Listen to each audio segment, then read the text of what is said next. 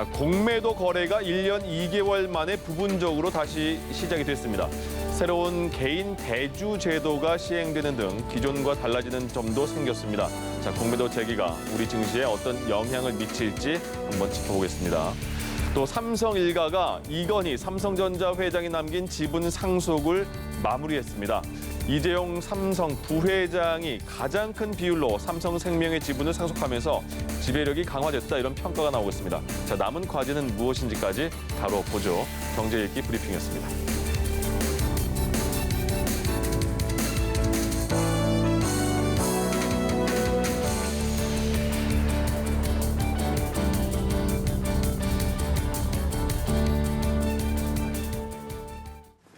네, 좀 더 자세한 내용 김대우의 경제일기에서 살펴보겠습니다. 김대우 박사 모셨습니다. 어서 오십시오. 네, 반갑습니다. 네. 안녕하세요. 1년 2개월 만이죠. 공매도가 부분적으로 재개가 됐는데 이제 개인 투자자들은 여전히 반대의 목소리를 내고 있는 것 같고, 증권가에서는 아니다, 이거 별다른 영향 없을 거다, 이런 목소리들 나와요. 박사님께서 어떻게 보십니까? 네, 코로나 팬데믹이 본격으로 우리 경제에 충격을 주기 시작했던 게 2000년 3월입니다. 이 2000년 3월, 그러니까 지금부터 1년 2개월 전에 정부가 2020년 3월이요? 예, 2020년. 네네네. 네, 2020년, 그러니까 꼭 1년 반, 1년 2개월 전이죠. 예. 그래서 이제 공매도를 일단 하지 못하도록 금지시켰거든요. 그로부터 이제 1년 2개월이 지났어요. 예, 네. 14개월. 예, 1년 2개월이 지나서 오늘부터 이제 공매도가 부분적으로 재개가 됐는데요. 예. 말은 부분이지만 사실상 뭐 본격 재개라고 볼 수 있습니다. 왜냐하면 품목, 종목 숫자로 보면 코스피 200 종목, 또 코스닥 150 종목, 그 똘똘한 종목 200개, 150에서 350 종목에 불과하지만은 네. 이 시가총액으로 보면 이 350개 종목이 차지하는 비중이 거의 절대적이거든요. 거의 90%에 이르러요. 네. 그래서 본격적으로 이제 재개가 됐다, 이렇게 볼 수 있는데, 과거에 공매도가 진행됐을 때, 또 부활됐을 때 어떻게 됐나, 이거 역사 속에서 우리 교훈을 찾을 필요가 있지 않겠습니까? 네. 한번 볼 필요가 있어요. 그 보면 현재 공매도가 중단됐다가 다시 재개된 게 2008년에 한 번 있었고, 예. 또 2011년에도 한 번 있습니다. 당시에 2008년은 미국발 금융위기, 2011년은 그리스발 유럽 금융위기인데요. 예. 그런데 그 당시에 이 그래프를 추세를 이렇게 쭉 보면 과거 공매도가 다시 부활했을 때 한두 달간은 좀 주가가 멈칫 또는 조금 하락했습니다. 예. 그러다가 한 달 후 또는 세 달 후에는 10% 이상 오르는 이런 양상을 보였거든요. 그 당시에도 지금처럼 공매도가 부활이 되면 주가가 크게 떨어지지 않을까. 또 내가 소유하고 있는 종목이 공매도에 걸려서 곤혹을 치르지 않을까. 이런 걱정들이 많았었거든요. 예. 근데 결과만 놓고 보면 뭐 조금 우려하다가 이내 정상이 회복이 됐고, 또 한두 달, 또 세 달 정도 지나면 본격적으로 주가가 오르는 요인으로도 작용을 했거든요. 예. 그래서 보통 학문적으로 보면 경영학자들의 그동안의 연구 결과를 놓고 보면 공매도를 한다고 해서 주가가 떨어지고, 또 공매도를 안 한다고 해서 주가가 오르고, 이런 공매도와 주가 간에는 상관관계가 없다. 이런 것이 대부분 연구 결과 입증이 되고 있어요. 예. 공매도를 하나 안 하나 주가는 다른 요인에 의해서 움직인다. 예. 왜 그러냐면 공매도를 함에 따라서 장점도 있고 또 단점도 있거든요. 우선 공매도를 했을 때 장점은 외국인들이 공매도를 하지 않으면 주식 투자하지 않겠다는 그런 외국인 투자자들이 많아요. 특히 예. 기관 투자자들. 그래서 공매도를 하니까 다시 돌아올 가능성이 있고, 그다음에 공매도를 했을 경우에 좀 뻥튀기 된 종목이 좀 떨어질 수 있는 이런 장단점이 교차하지만 근본적으로 주가에는 큰 영향이 없을 것 같고, 실제로 오늘 현재 상황도 주가가 크게 오르지도 않고 크게 떨어지지도 않은 그런 보합 양상을 보이고 있습니다. 예. 근데 공매도에 대해서 개인들 이제 일반 주식하는 사람들끼리 막 얘기하면서 야 공매도 시작됐는데 큰일 났네 이런 사람도 있거든요 분명히. 맞습니다. 예. 그러면 개인 투자자들은 어떤 점을 좀 걱정하는 거죠?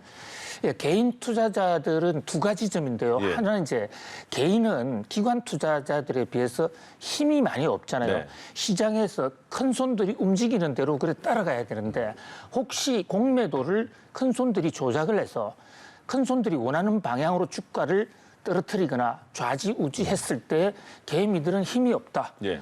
이제 이랬을 때 조작 가능성이 있다. 이것을 하나 우려를 하고 있고요. 예. 또 하나 이제 우리나라 공매도 시장은 그동안에 기울어진 운동장 그래서 다른 나라에 비해서는 두드러지게 기관 투자자들이나 외국인들에게는 장이 완전히 널려 있고 개인들은 사실상 하지 못하도록 해놨었거든요. 예. 그런데 이제 이번에 이 대목은 정부가 개인 대주 제도, 대주라는 게 주식을 빌리는 제도를 부분적으로 보완을 해서 약 2조 4천억 정도는 빌려서 투자를 할 수 있는데 예. 어느 정도 기울어진 운동장에 조금 평평하게 됐다 이렇게 볼 수가 있을 것 같습니다. 그러니까 개인들의 뭐 기관이나 외인보다 우리가 불리하다. 왜 우리는 참여 못하냐. 이런 얘기들을 좀 반영을 어느 정도 하지 않았나 싶은데 지금 말씀하신 개인 대주 제도를 마련을 했지만 좀 여러 가지 조건들이 붙는 것 같더라고요. 뭐 교육도 받고 그래야 하지 않나요? 그렇습니다. 그게 동전의 양면인데요. 네. 공매도가 뭔지 모르면서 그냥 정부가 허용을 해주거나 돈을 빌려주면 오히려 어떤 손실을 볼 수가 있기 때문에 1시간 정도 교육을 받아라. 그다음에 또 그 1시간 정도 실전 운동을 하라.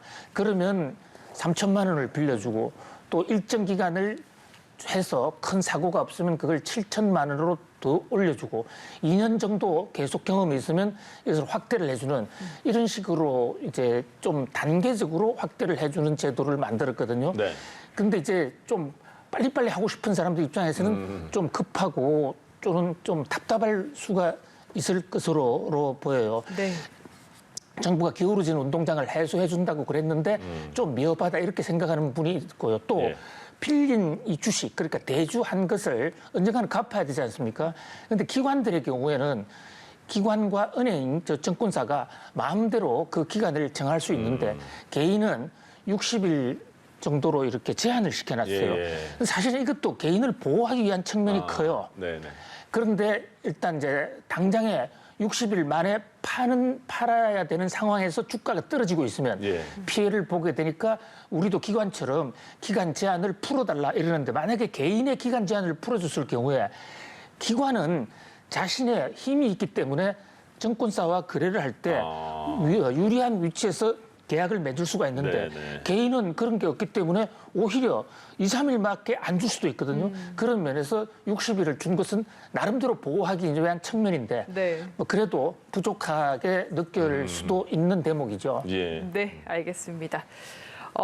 다음 주제 살펴보겠는데요. 저희가 지난주에 고 이건희 삼성그룹 회장의 뭐 유산 이제 상속 내용 공개를 살펴봤는데 보유 주식을 어떻게 분배할지에 대해서는 얘기가 안 나왔잖아요. 네. 그게 주말에 나왔습니다. 근데 나머지는 법정 비율대로 나눴는데 삼성생명 지분 대부분을 이재용 부회장에게 몰아줬거든요. 그렇습니다. 예. 우리도 삼성생명이 얼마나 중요하다는 점을 여러 번 말씀을 드리지 않았습니까? 네. 자, 삼성그룹에서 가장 큰 회사 한마디로 삼성전자입니다. 삼성전자를 갖는 자는 삼성그룹을 갖고 또 삼성전자를 갖는 자는 한국을 다 가질 수도 있는 정도로 예. 한국까지, 예. 그렇습니다. 삼성전자가 삼성그룹에서 차지하는 비중이 85% 정도 되고요. 네. 또 삼성전자가 우리나라 GDP에 차지하는 비중이 25%를 넘어가요. 어마어마한 회사죠. 그런데 이 삼성전자의 최대 주주, 압도적인 그 지배 주주가 없어요. 회사가 워낙 크고 그 주가도 높기 때문이죠. 예. 그래서 삼성에서도 이것을 우회 지배를 하고 있습니다. 그러니까 지주회사가 제일 위에 있는 지주회사가 삼성물산이고 삼성물산이 삼성생명을 보유하고 있고 그 삼성생명이 삼성전자를 보유하고 있는 방식이거든요. 네. 그런데 현재 지금은 삼성물산은 이미 지난번에 그 그룹 합병을 통해서 이재용 부회장이 거의 대부분 상속 전에도 지분을 장악하고 있던 회사예요. 예. 제일 문제가 됐던 게 삼성 이제 생명인데 생명. 이번에 상속을 하면서 다른 회사는 예. 법정 비율대로 그 33%, 22% 비율로 그대로 법대로 했습니다. 그러니까 뭐 눈물도 이 피도 없이 피도 눈물도 없이. 예. 그냥 법대로 했어요. 네. 다만 삼성생명의 경우에서는 회사의 지배가 관련돼 있으니까 어머니 홍나희 여사가 지분을 포기했어요. 배우자의 지분이 33%로 가장 많거든요. 예. 근데 그 33%를 전에 이재용 부회장한테 아들에게 몰아줬고 또 막내 딸이죠. 이서연 씨도 자기 지분의 반을 오빠에게 몰아주는 방식으로 해서 이재용 부회장의 삼성생명 주식 지분이 커졌고 심지어 예. 이제 이런 바람에 이재용 부회장은 삼성생명의 개인으로서는 최대 주주가 됐거든요. 삼성생명의 기관 최대 주주는 삼성물산입니다. 그런데 삼성물산의 개인 최대 주주는 이재용 부회장. 예. 그러니까 겹겹이 2중, 3중으로 이재용 부회장의 체제가 상당 부분 던실해졌다. 완성이 됐다. 이렇게 볼 수가 있습니다. 삼성물산, 삼성생명, 삼성전자잖아요. 예. 근데 보통 삼성전자가 제일 가지면 다 가는 대로 말씀하셨듯이 예. 삼성전자에 대한 배분은 그렇게 바로 이재용 부회장에게 조금 더 많이 주면 더 간단하지 않나 싶기도 한데 왜 삼성생명으로 많이 갔을까요? 그럴 수도 있습니다. 예. 그런데 그 덩치로 보면요. 삼성생명 주가를 주식으로 환산하면 현재 그게 제일 높거든요. 이번에 네. 상속재산 중에서도 아버지 이건희 회장의 그 지분 중에 삼성전자 주가의 자산 가치가 제일 높았어요. 그런데 그것은 그렇게 좁아야 네. 그것이 1%, 2%밖에 안 돼요. 그러니까 어머니가 다 포기했다 하더라도 이재용 부회장의 과거의 그 지분이 0.7%인데 예, 예. 어머니 걸 다 받들어도 3%가 안 넘어가거든요. 그리고 또 어머니도 이제 앞으로 상속세를 내야 되지 않습니까? 네네. 그리고 어머니도 재산이 있어야 되지 않습니까? 예.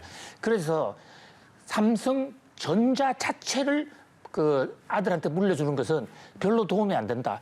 오히려 삼성생명을 물려주면 그것은 적은 돈으로 훨씬 더 많은 지분권을 삼성전자에 행사할 수 있기 때문에 예. 그러니까 실리 돈은 어머니가 가져가고 아들의 경영권은 이재용 부회장에게 물려줬다. 이렇게 정리할 수가 있습니다. 예. 저 약간 다른 질문일 수도 있는데 홍나희 여사도 어쨌든 이제 지분을 상속을 받았잖아요. 근데 이렇게 되면은 나중에는 상속세를 또 낼 일이 생길 수도 있는 건가요? 그렇습니다. 이제 안 돌아가시면 되는데 만약에 돌아가시면 예. 또 상속세를 내야 되거든요. 아, 그렇군요. 그래서 사실은 이번에 만약에 가족들끼리 충분하게 협의가 됐다면 네네.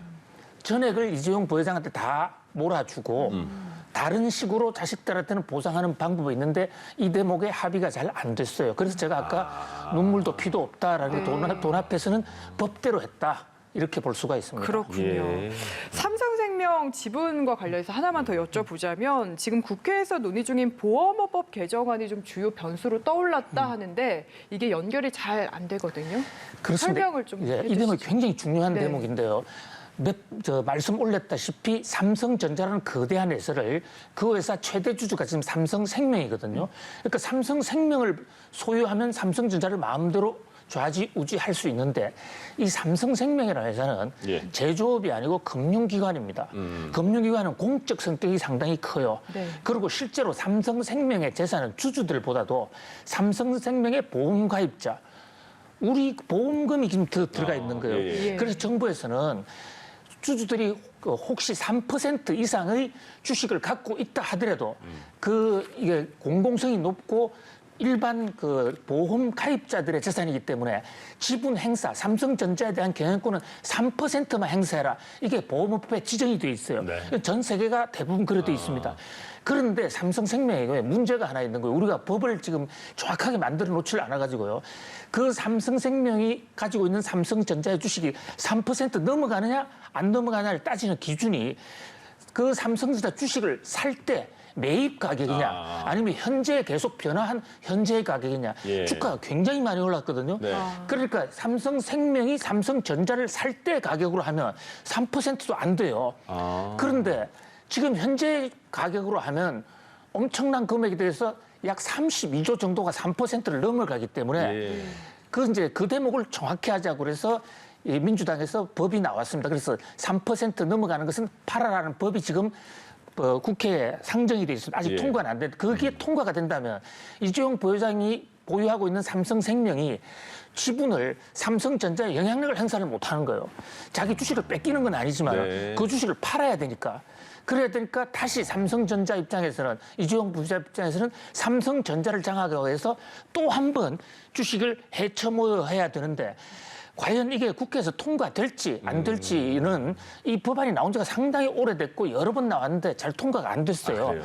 현재로서는 지금 재계에서는 삼성생명법이 그러니까 3%로 현재 가치로 해서 제한하는 그 법은 통과되기가 좀 어렵다고 보지만은 그러나 만약에 통과된다면 삼성그룹은 지분을 다시 한번 해쳐모여 해야 되는 상황입니다. 그래서 그 보험업법을 삼성생명법이라고 말하는 그렇습니다. 이 요번에 보험법을 바꿨을 때 예. 영향을 받는 회사가 유일하게 삼성생명 하나밖에 그렇군요. 없어. 그래서 닉네임으로 그냥 재계에서 삼성생명법이라고 애칭으로 그렇게 부르고 있습니다. 알겠습니다.